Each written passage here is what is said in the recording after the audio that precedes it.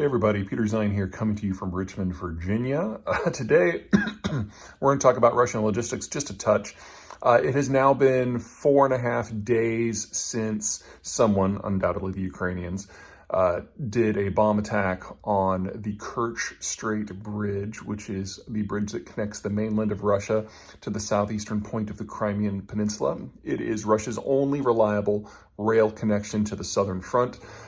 There are rail connections in the eastern part of Ukraine that do end into the west, but they all are reliant on a single transfer station up near the river at Zaporizhzhia, and so they're well within short range missile fire and rocket fire from the Ukrainians. So the Russians have not used that route because the trains kept getting blown up. Kerch, however, is completely out of the range of almost all weapons that are in play in the theater. It's certainly everything the Ukrainians have. And it's not until equipment on the trains gets all the way past Crimea and is actually approaching Kherson City before it comes into range of Ukrainian weapons. So this has been allowing the Ukrainians to, this has been allowing the Russians to disgorge equipment and men, and especially fuel, excuse me, fighting off laryngitis, very close to the front lines for the last 5 months of the war. Now, with Kerch offline, and it looks like it's going to be offline for an extended period of time, they only today removed the destroyed rail cars from the fuel train that got blown up when the bomb went off. And it looks like at least one of the tracks is warped beyond any sort of easy replacement. So replacing the tracks on the section that was completely damaged is going to be a month or two process. Undoubtedly, we also had warping and melting and re-solidification in the rebar and the concrete. So it's entirely possible, but both rail lines that go across the bridge are going to be offline for an extended period of time. But let's assume best case scenario here. Let's assume that the Russians were able to rip up the rails, put up new rails, and that there was no damage to the rebar and the structure of the bridge itself. Unlikely, but let's assume that. It's going to be about a 3-week process. In that time, the Russians need to reroute logistics. Now, there is a 2-lane section of the Kerch Bridge that is still operational, so they can still move things by truck. And there is the option of ferries operating that can go to terminals. And then, of course, there's options of going through eastern and southern Ukraine direct as opposed to going through Crimea. But none of these are good options. There's all kinds of restrictions. Ammo, men, but fuel is by far the biggest one. Fuel is bulky and it takes up a lot of weight and space in any transport medium. And a single cistern car in a truck can transport more fuel than 3 of those giant liquids transport trucks that we see on American highways, which are not what the Russians use. They use ones that are about 1/3 that size. So you're talking about a 6-to-1 ratio just in terms of the volume. And of course, those trucks use an order of magnitude more fuel to move this stuff than a train would. So you're losing a lot on the way. There's also a distance issue. Right now, most of the fuel is coming primarily from the refining and port town of Novorossiysk, which is fairly close to the eastern side of the Kerch Bridge. Otherwise, you're going to have to go to Vrenza or Samara, or if you're lucky, Belgrade, which is further away, and you then have to go through either Donetsk or Luhansk or both before going north of Mariupol into Mariupol. And now you're completely within range of multiple Ukrainian weapon systems before you can eventually do a dogleg over to Kherson. So you're talking about a trip that instead of a day by train is a week or more by a combined road rail system, because you also have to do an offloading of your train at some point. Otherwise, they're just going to blow up the cisterns. The trucks at least have the option of being able to use back roads.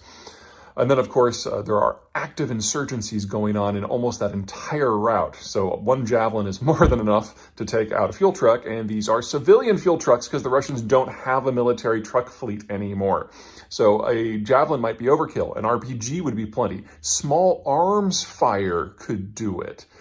So you're dealing with complications here to the war effort for the Russians that are an order of magnitude more complicated than they were. And even if they started redirecting everything already, it's going to be at least another week or two before the first of those fresh supplies from rerouted supplies ultimately make it to the front where they need to be used.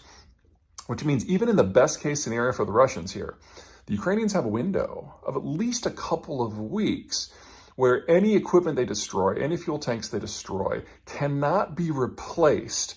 And if the Ukrainians are going to make a push, now's really the time to do it. Now, if it turns out that this assessment is wrong and Kerch Bridge gets repaired in short order, then that means that the window has closed very, very quickly. But judging from the damage, that is not going to happen this month. Probably not next month either. Okay, that's it for me. Until next time. Hey everyone, hello from the woods of Georgia. Today I wanted to talk a little bit about the drones that the Russians have started using in the Ukraine war, specifically the ones that are imported from Iran. Now there's three big takeaways here. Number one, we're now getting a front row seat to find out just how collapsed the entire industrial base in the Russian system is. You know, this at one point was the second most powerful manufacturing power in the world at the height of the Soviet Empire in the 1960s. And now they are reliant upon what are basically flying mopeds from a country that has been under sanctions for 30 years and is a technological leader in nothing. It would be very easy in the West for us to retrofit a third-grade auto facility to produce things like this, and the Russians clearly cannot do it themselves, not at scale individually. And when you look at some of their advanced weapon systems that we've all been hearing about for years that at least on paper look really good, the Russians have had to hand make some of the new fighter bombers to the tune of one a year because that's all they can manage. So getting dozens and maybe even hundreds of drones from the Iranians all of a sudden is one of their more viable options for resupply. And that's honestly, that's kind of embarrassing. Second, the problems have a problem with leverage. Now, in the ongoing American-Iranian saga, I mean, the two sides don't get along, they haven't for a long time, but the Iranians have always kind of reserved the right to bring the Russians into the mix in order to disrupt things. And the Russians have always stuck their nose into relations between the Americans and the Iranians whenever it looks like the two of them might actually get along for a change in order to keep that alive. All of a sudden, it's Iran that has all the leverage because, yes, the Iranians are providing weapons to Iran, to a country that honestly should not have a problem making these themselves. But the question is, how do you compensate the Russians for them? And the best guess from what we've seen so far is the Russians have promised to launch a satellite for Iran, which, you know, these drones go for about 20 grand a pop. So paying for a few dozen to a few hundred drones with a satellite launch to give Iran a fundamentally new capacity, wow, that is not an equitable trade, but it's really all the Russians have on offer. I mean, what else are the Russians going to send Iran? Oil? Please. Third and finally, there's the question of war crimes.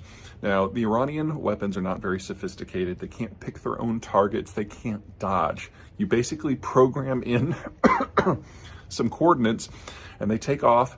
They fly at a relatively stable altitude and they basically go in a straight line from the point of launch to the point of detonation, which means that every single thing that the Russians hit was either something they were aiming for specifically or something that just happened to get in the way because it was too tall. So usually the former rather than the latter. And because these things move so slowly, only about 60 to 100 miles an hour, and because they're so loud, then they can be downed by a small arms fire, the Russians have been launching them in groups of at least 6, sometimes it's up to 20, just to make sure that at least one of them gets to the end location. Look at the targets that the Russians have been choosing. Glass bridges, power plants, apartment blocks, things that are absolutely 100% not military targets. That tells us two things. Number one, they're not just deliberately committing war crimes, they're programming those same coordinates in 5, 10, 20 times to make sure they hit the target, which is about as deliberate as war crimes can get. Second, there are almost no reports of the Russians targeting military targets. Now, military targets evolve, and so in order to hit a building that has what you want, you need some intelligence. That's probably why the Russians aren't going after them, because they have none. Their satellite reconnaissance is not working, or at least it's not being communicated to the people who are launching these assaults.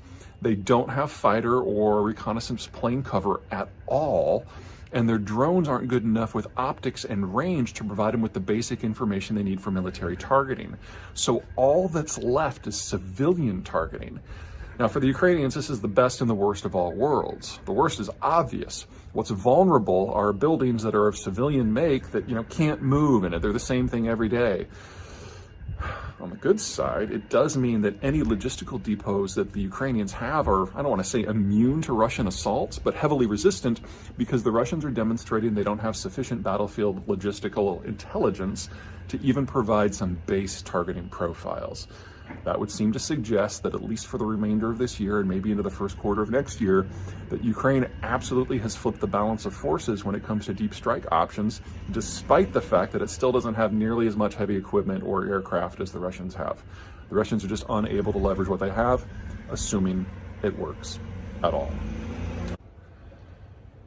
For the Ukrainians, this is the best and worst of all worlds. The worst is obvious. Ukrainian buildings don't move, civilian assets don't move, they don't change day to day, so that's what the Russians are capable of targeting, that's what they're going after.